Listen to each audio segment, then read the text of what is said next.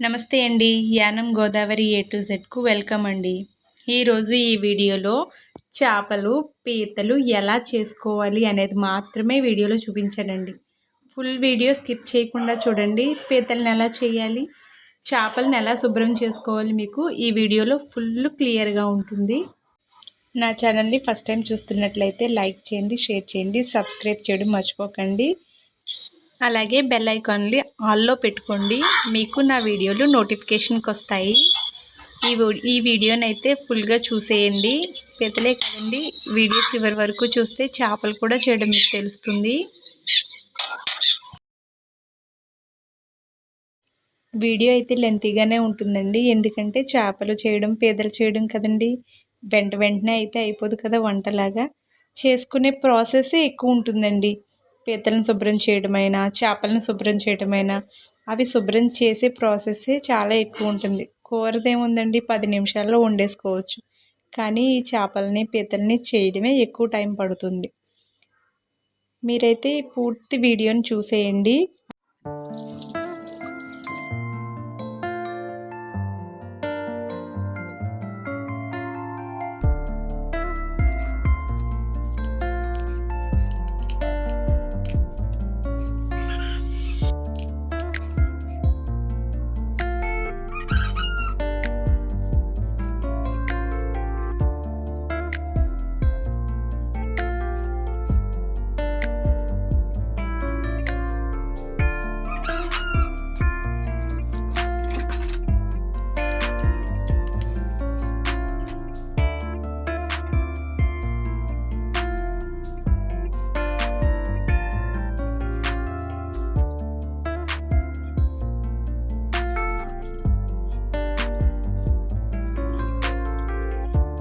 చూపించిన విధంగా పీతలను ఇలా క్లీన్ చేసుకోవాలండి. ఇలా క్లీన్ చేసుకుని గుడ్డంతా ఇలా బోక్లో వేసుకుని పెట్టుకుంటాము. మేమైతే ఇలాగే ఇష్టపడతాం బాగా. అన్ని రకాల చేపలు ఇంచుమించు ఒకేలా చేస్తారండి. అవన్నీ కట్ చేయడం అదిను. పెద్ద చేపలంటే ఈ చేప ప్రాసెస్లోనే ప్రతి పెద్ద చేపని, ఎంత పెద్ద చేపనైనా ఇలాగే కట్ చేసుకోవాలి, ఇలాగే క్లీన్ చేసుకోవాలండి. వీడియో చివరి వరకు చూస్తే కనుక మీకు వేరే చేప చేయడం కూడా కనిపిస్తుంది, దాన్ని కూడా చూడండి.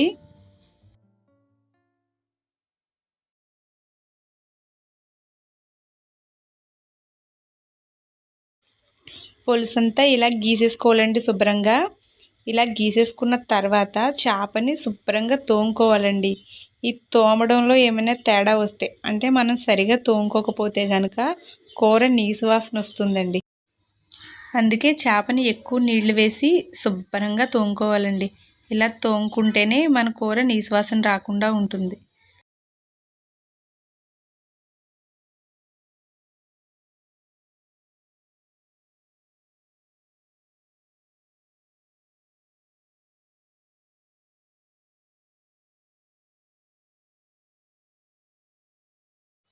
చూస్తున్నారు కదండి, ఇలా కట్ చేసుకోవాలి. ఇప్పుడు దీని పొట్టలో చెత్త ఉంటుందండి, అంటే మేత, పేగులు అలాంటివి ఉంటాయి కదా, వాటిని కూడా ఇలా క్లీన్ చేసేసుకోవాలి. అదైతే సరిగ్గా కనిపించలేదు. లోపల నుంచి చేపెట్టి లాగితే మొత్తం దాని లోపల ఉన్నదంతా వచ్చేస్తుందండి. అప్పుడు ఇలా కట్ చేసేసుకోవాలి. చేప ముక్కలను అయితే ఒక 4-5 సార్లు కడుక్కోవాలండి. అలా శుభ్రంగా కడుక్కుంటే నీసువాసన పోతుంది. ఇంకా ముక్కల లోపల ఏమైనా ఉంటే దాన్ని కూడా చూపించిన విధంగా క్లీన్ చేసేసుకోవాలి.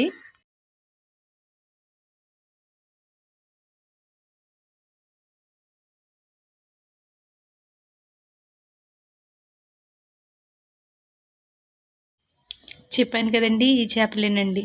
తినడానికి ఎంత టేస్టీగా ఉంటాయో చేయడానికి అంత కష్టమండి. వీటికి కొంచెం జిగురు ఎక్కువ ఉంటుంది. ఆ జిగురంతా పోయే వరకు తోముతూనే ఉండాలి. ఇది కూడా చూసేయండి.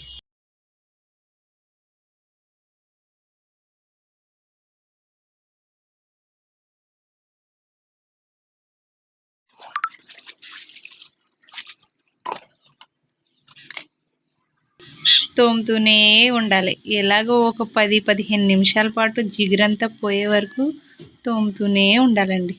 కూర బాగుంటుందనే మాటే కానీ ఇది చేప చేయడానికి నడుమైతే లాగేస్తుంది. అంత విసుగు కూడా పుట్టేస్తుంది. తిన్నప్పుడు మాత్రం బాగుంటుందండోయ్.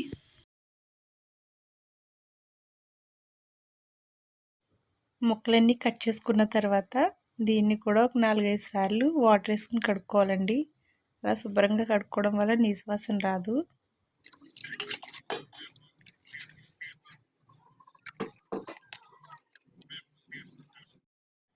గోదావరి కండవాయి అండి ఇది. ప్రాంతాన్ని బట్టి ఒక్కొక్కరు ఒక్కొక్క పేరుతో పిలుస్తారు, కానీ మా ప్రాంతంలో మటుకు దీన్ని కండవాయి అంటారు. దీన్ని కూడా చూసేయండి ఎలా చేయాలో. వీడియో అయితే చాలా లెంతీగానే ఉందండి, కానీ ఒక్కొక్క చేప ఒక్కొక్కలా చేయడం కదండి, అందుకని వీడియో కొంచెం లెంతీగానే వచ్చింది. ఓపిక్గా చూస్తే ఎలా చేశాను అనేది మీకు క్లియర్గా అర్థమవుతుంది. ఈ చేపలోనండి మసి ఎక్కువ ఉంటుంది. ఎంత మసి ఉంటుందంటే ఒక ట్యాంకర్ వాటర్లో మొత్తం కలిసిపోద్ది. ఇది అంత ఎక్కువ మసి ఉంటుంది అన్నమాట. దీన్ని శుభ్రంగా చూసారా, అదేనండి ఆ చిన్న సంచిలో ఉంటుంది. దాన్ని తీసుకుని జాగ్రత్తగా పక్కన పెట్టేసుకోవాలి. ఎక్కువ నీటితో కడిగేసుకోవాలి. ఈ చేపను కూడా చేయడం ఎక్కువ టైమే పడుతుందండి. దీనికి అంతా మసి ఎక్కువ ఉంటుంది. దీని పైన ఉంటుంది ఒక స్కిన్ లేయర్, ఆ లేయర్ తీసుకుంటే సరిపోతుంది. ఆ లేయర్ తీసేసుకుని శుభ్రం చేసేసుకుంటే కూర వండుకోవడానికి రెడీ అయిపోతుంది. ఇది కూడా చూసేయండి. మీకు ఈ వీడియోస్ అన్నీ ఎలా అనిపించాయో నాకు కామెంట్ సెక్షన్లో కామెంట్ చేయండి. అలాగే షేర్ చేయండి, సబ్స్క్రైబ్ చేయడం మర్చిపోకండి. నా ఛానల్ని సపోర్ట్ చేస్తారని మనస్ఫూర్తిగా కోరుకుంటున్నాను. అలాగే ఫుల్ వీడియోస్ ఎక్కడ స్కిప్ చేయకుండా చూసేయండి. చాలా కష్టపడి చేసి చూపించానండి. దానికోసమైనా మీరందరూ లైక్ చేయండి.